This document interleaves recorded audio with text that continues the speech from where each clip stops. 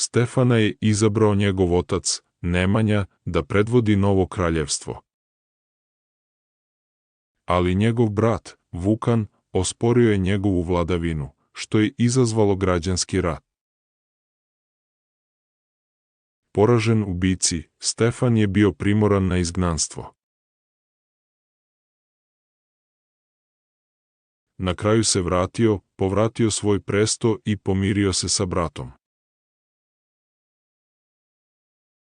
Sklopio je moćan savez oženivši se mletačkom princezom. Da bi stekao priznanje, Stefan je tražio kraljevsku krunu od pape.